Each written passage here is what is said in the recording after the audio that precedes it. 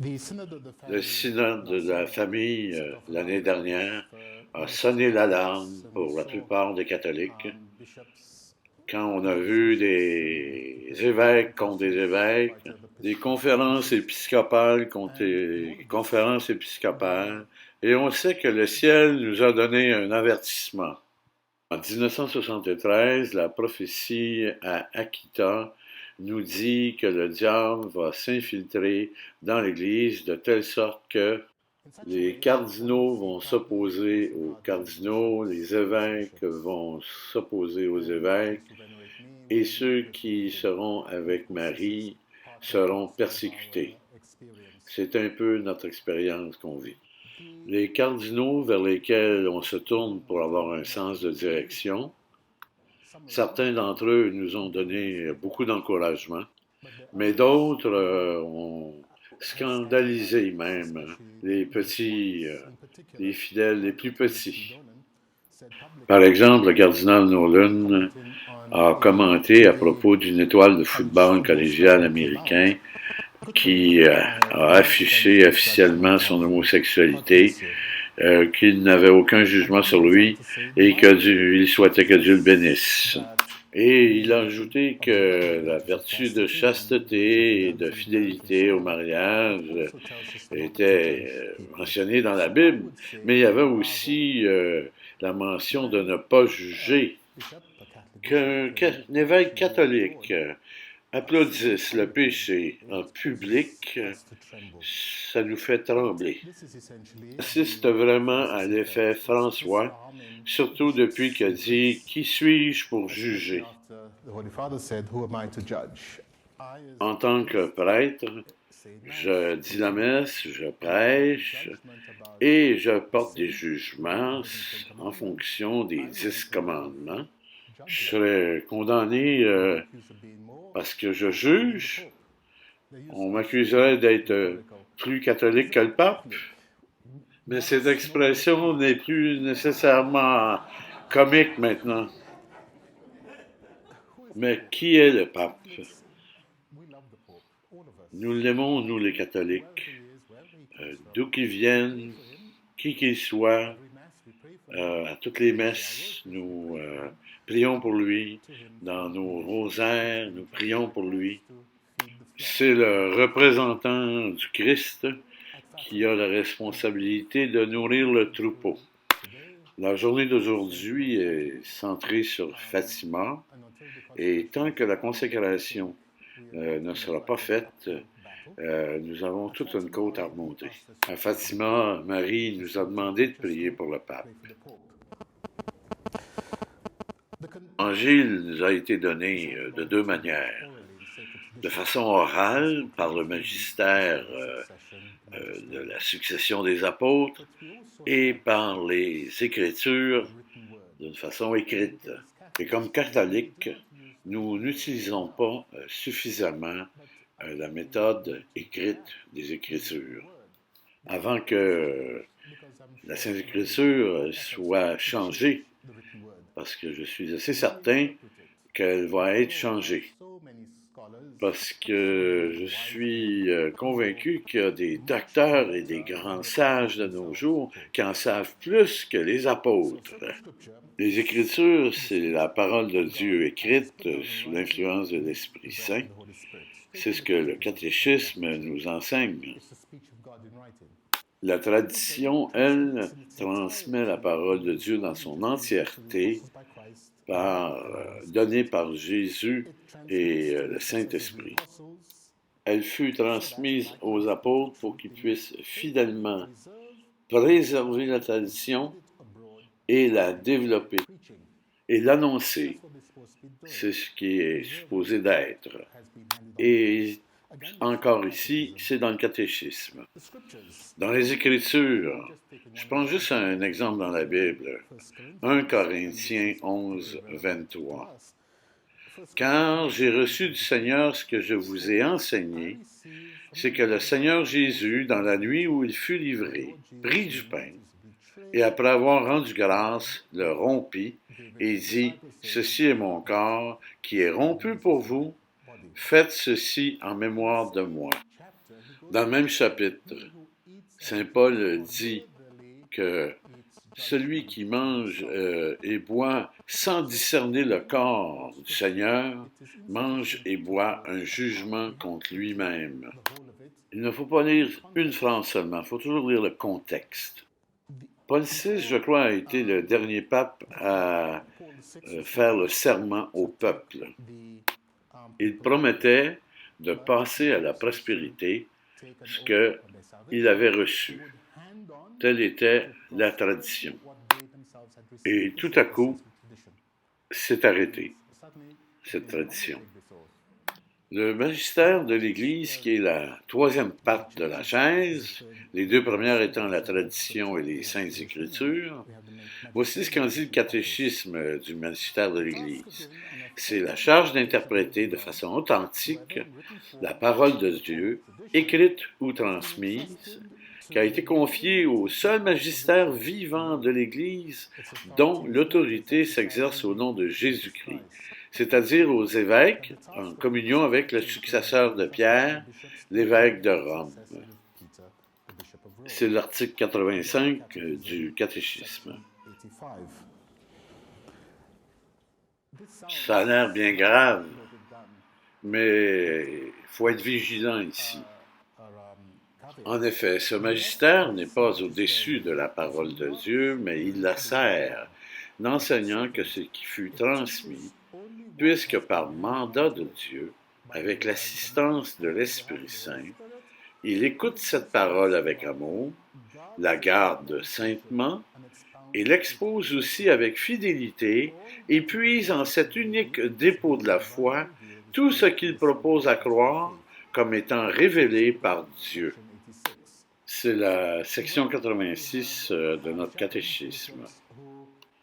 Donc, lorsqu'un évêque dévie, on peut toujours retourner à notre catéchisme et lui signifier que non, on ne veut pas de nouvelles doctrines. De fait, vous avez juste à la garder, cette tradition-là, à la développer et à le faire avec dévouement. Il ne peut pas y avoir de cassure. Il y en a tellement eu au cours des 50 dernières années. Le magistère de l'Église engage pleinement l'autorité reçue du Christ quand il définit des dogmes, c'est-à-dire quand il propose, sous une forme obligeant le peuple chrétien à une adhésion irrévocable de foi, des vérités contenues dans la révélation divine, ou bien quand il propose de manière définitive des vérités ayant avec celle-là un lien nécessaire. Parfois, des documents sont publiés, les débuts sont bien beaux, bien corrects, mais au fur et à mesure qu'on avance, on peut douter. S'il n'y a pas mention qu'il y a une obligation d'obéir, c'est à vous de décider ce que vous en faites. Nous devons obéissance au pape, mais le pape doit obéissance à la parole ainsi qu'à la condition apostolique. Il doit obéir à la tradition et aux inspirations du Saint-Esprit. Il appartient au pape de faciliter aux fidèles leur obéissance à lui, de la même manière que lui doit obéir à la parole de Dieu.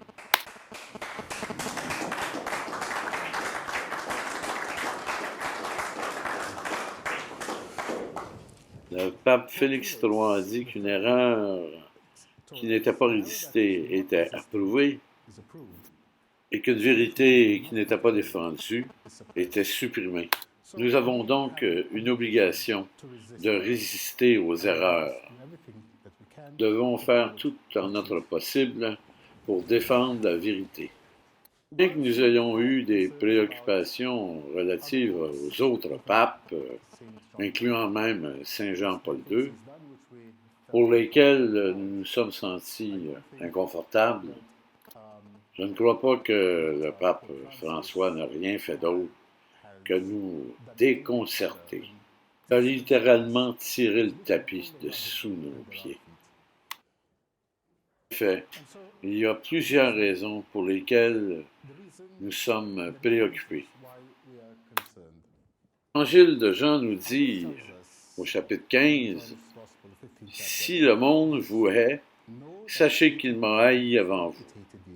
Si vous étiez du monde, le monde aimerait ce qui est à lui. Mais parce que vous n'êtes pas du monde et que je ne vous ai choisi du milieu du monde, à cause de cela, le monde vous hait. Souvenez-vous de la parole que je vous ai dite. Le serviteur n'est pas plus grand que son maître. S'ils m'ont persécuté, ils vous persécuteront aussi. S'ils ont gardé ma parole, ils garderont aussi la vôtre. » Les papes ont été haïs et on n'a pas nécessairement de problème avec ça en soi. Disons qu'on préfère un pape qui est détesté du monde que aimé du monde. Parce que s'il est aimé du monde, c'est qu'il parle le langage du monde. Et nous savons qu'il ne peut pas y avoir de relation entre la lumière et les ténèbres, entre le monde et nous. Et nos ennemis traditionnels, représentés par le Time Magazine, The Advocate ou la revue Rolling Stone, approuvent le pape en l'affichant sur leur première page. Je vous cite une dame d'Argentine qu'il connaît bien. Apparemment, il aime être aimé et plaire à tous.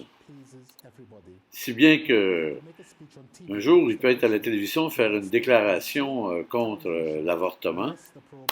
Et le même jour, au même poste de télévision, approuver les femmes qui sont en faveur de l'avortement, qui étaient à la Plaza Mayo à Buenos Aires.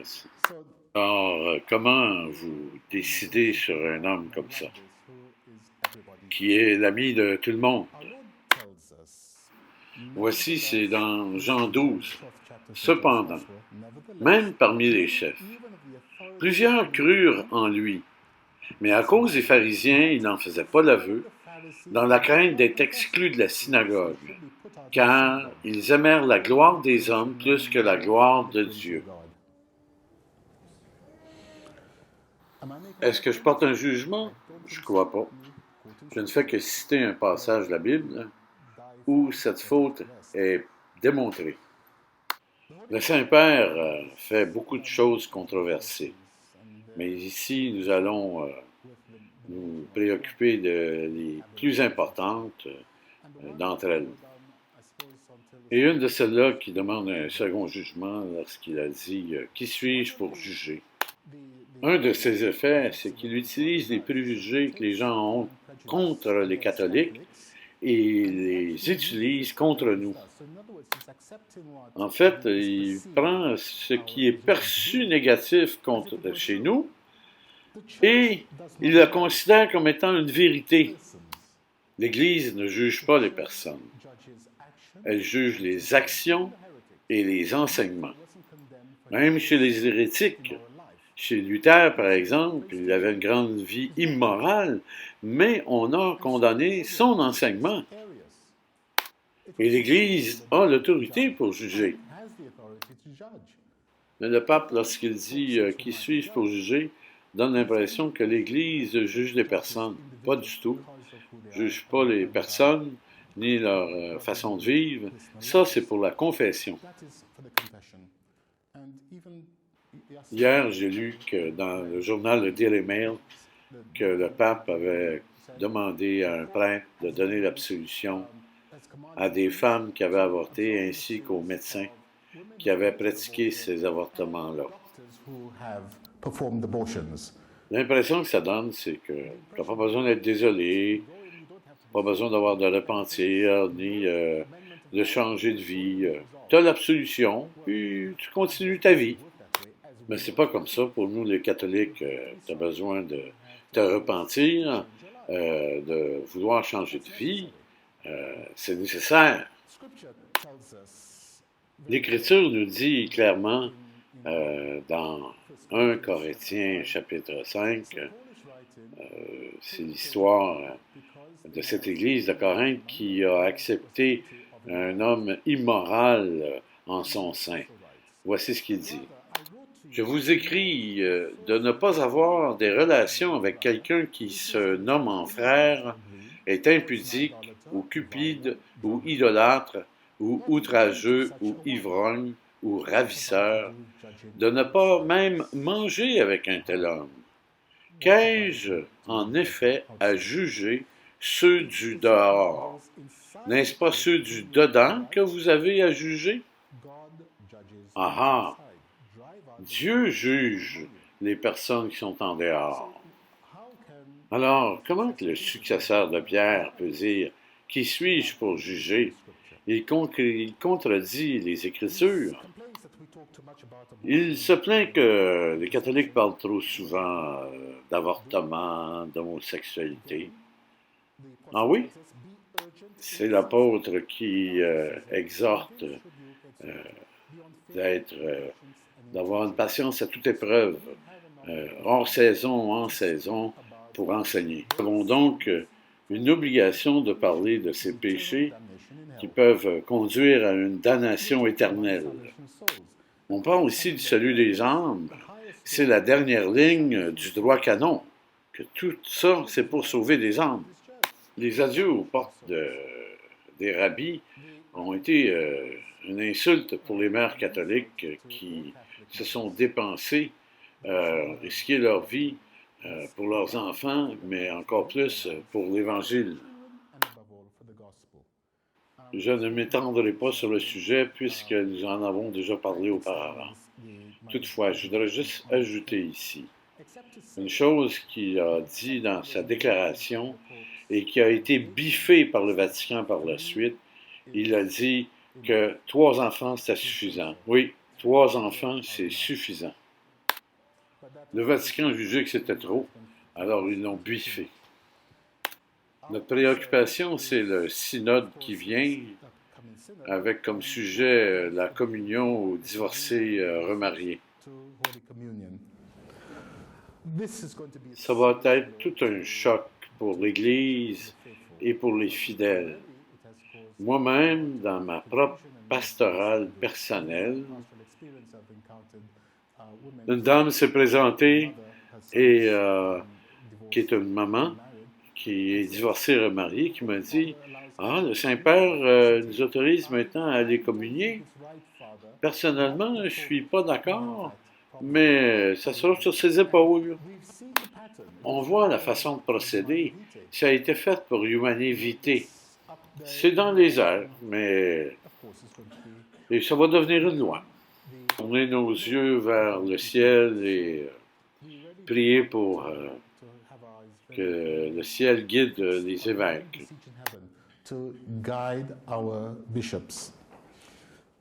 Il y a des rumeurs que Humanae Vitae non pas soit supprimé ou modifié, mais qu'il soit élargi, ce qui est encore beaucoup plus grave, parce qu'on va nous présenter quelque chose qui est mal comme un bien. Et on construit ce mal sur une bonne fondation. La liturgie est un domaine qui ne nous préoccupe pas aujourd'hui. En ce qui concerne la nouvelle évangélisation, il semble que ce soit le règne des portes ouvertes, où on embrasse tout le monde, et quel que soit le monde.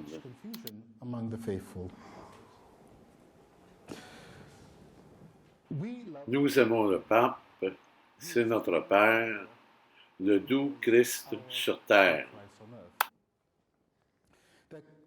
Mais il y a des préoccupations chez les fidèles. Ils sont confus et craintifs. Ils ne souhaitent pas critiquer ou juger le pape. Mais encore une fois, nous ne jugeons pas sa personne ni la fonction. Nous jugeons le résultat de ses actions. Et nous ne le faisons pas en cause d'une indignation. Mais c'est bien les résultats de ses actions qui sont une cause d'indignation. C'est une menace pour l'Église et c'est un danger pour le salut des âmes. Alors, peut-on juger les actions du pape?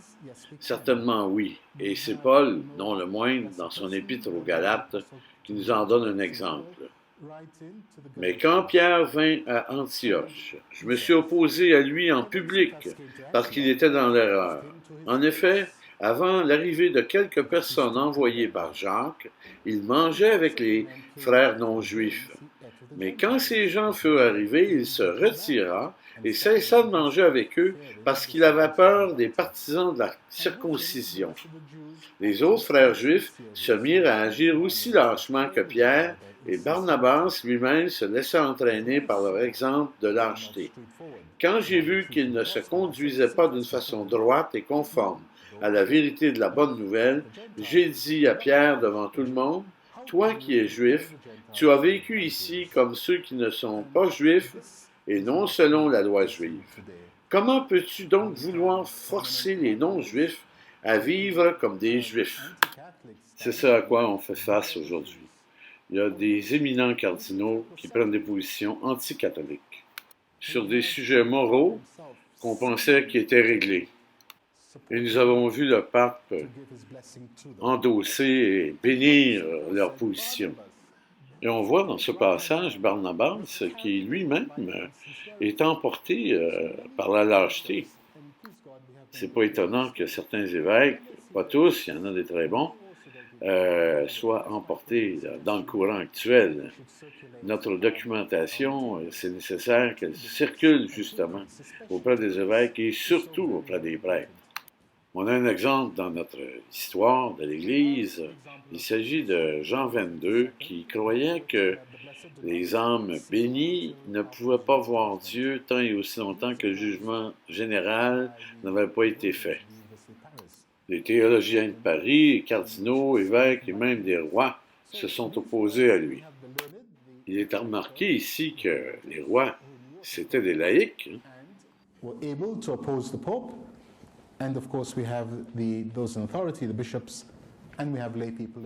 On a le droit d'exprimer nos opinions à nos saints pasteurs en vertu du canon, droit canon, article 212.3.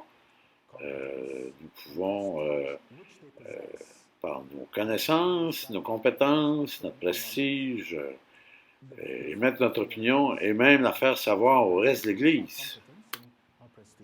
Ce dernier élément est important puisque nous pouvons émettre nos opinions non seulement à nos pasteurs, mais en public en plus.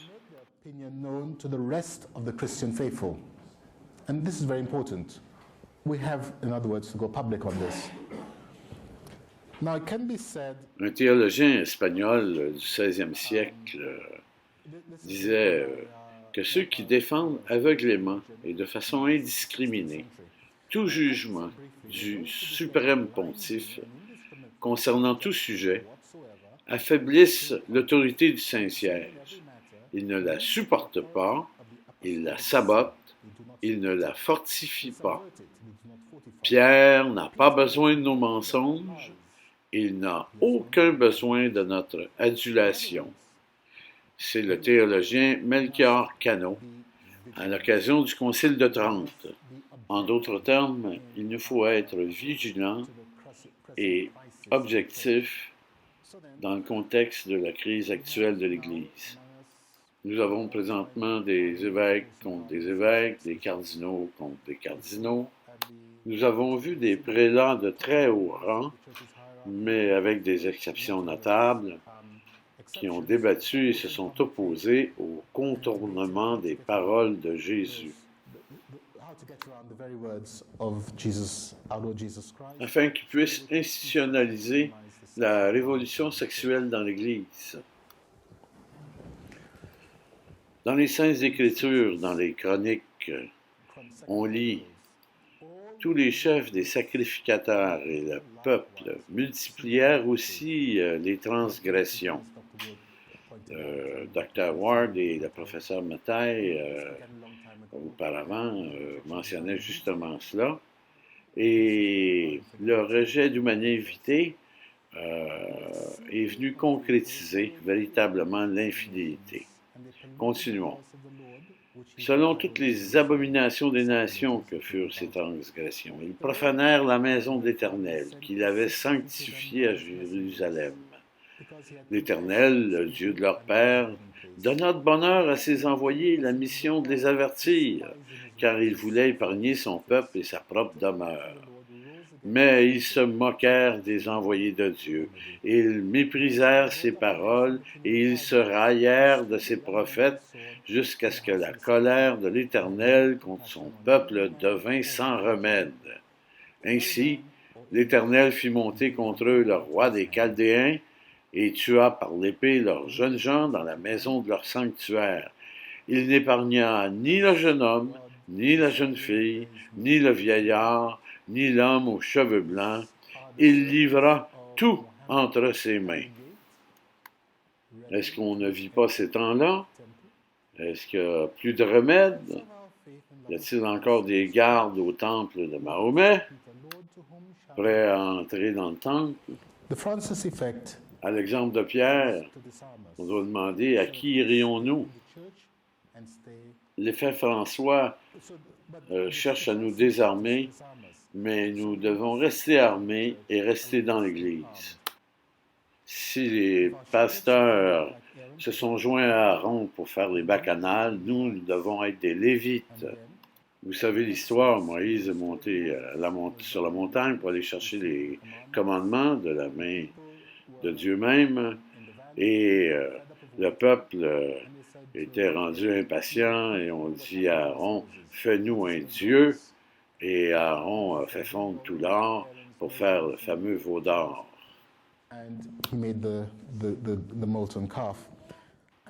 Quand Moïse est revenu et qu'il a vu la situation, il a posé la question, « Qui est du côté de Dieu? Que ceux-là viennent à moi. » Et tous les enfants de la tribu de Lévi ont entouré Moïse. C'est à cette occasion que Dieu a fait des Lévites les serviteurs du temple. Dans Matthieu 24, il est dit, « Alors on vous livrera au tourment et l'on vous fera mourir, et vous serez haïs de toutes les nations à cause de mon nom. Alors aussi plusieurs succomberont, et ils se trahiront, se haïront les uns les autres. Plusieurs faux prophètes s'élèveront, et ils séduiront beaucoup de gens. Et parce que l'iniquité se sera accrue, la charité du plus grand nombre se refroidira. Mais celui qui persévérera jusqu'à la fin sera sauvé. » Alors, on parle de salut. Alors, qu'est-ce que nous devrions faire? La bataille appartient au Seigneur. Nous devons prier. Prier pour échapper à toutes ces choses qui vont arriver, afin de vous tenir debout devant le Fils de l'homme avec confiance. Jésus lui-même a dit à Pierre, Jacques et Jean de veiller et de prier pour ne pas tomber en tentation. Donc la prière, c'est notre premier acte. Ce n'est pas des corps à corps qui nous ont demandé, c'est de prier pour lutter contre les puissances et les principautés. Et les portes de l'enfer sont bien proches maintenant. Deuxièmement, nous devons étudier, comme on fait, connaître les Écritures et connaître notre foi. Nous devons connaître aussi l'enseignement constant de l'Église et comprendre les principes de la théologie morale. Vous vous souvenez ce qui est dit dans la lettre aux Hébreux. Souvenez-vous de vos anciens dirigeants qui vous ont annoncé la parole de Dieu. Pensez à la façon dont ils ont vécu et sont morts. Imitez leur foi. Jésus-Christ est le même hier, aujourd'hui et demain. Ne soyez pas séduits par des doctrines diverses et étrangères. Considérez nos anciens dirigeants, Saint Anastase, Saint Clément à Éphèse, qui se sont tenus debout contre tout le monde. À bien y penser, on est privilégié, dans le fond, d'être dans un moment si critique. On transmet la foi en l'enseignant et en la partageant avec sa famille, en priant aussi en famille. J'ai un neveu qui fait ses études en médecine. Il est déjà pro-vie spirituellement. Cependant, je sais que lorsqu'il va avancer dans ses études, il va être mis à l'épreuve et ce sera uniquement la prière et son caractère qui va faire la différence. Mais il n'y a pas juste les médecins, il y a les infirmières, les professeurs qui doivent aussi recevoir la catéchèse. Quatrièmement, il faut se supporter comme on fait aujourd'hui ici, mais aussi participer à des organisations, des associations authentiquement catholiques pour pouvoir parler ou aller écouter des orateurs. Incidemment, vous avez les 500 prêtres de la Grande-Bretagne qui ont signé une lettre commune invitant le pape à respecter les principes catholiques au prochain synode. Dans la prière du Nobis Coque de la messe tridentine, on dit « Ce sont les fidèles présents, pécheurs, qui demandent le bonheur éternel, non pas grâce à leur mérite si faible, mais par le pardon octroyé par Dieu. » Je crois qu'on en a de part. Et Jean-Baptiste qui demande d'être la compagnie de Dieu, mais pas par ses mérites, mais uniquement par la grâce de Jésus-Christ. Thank you.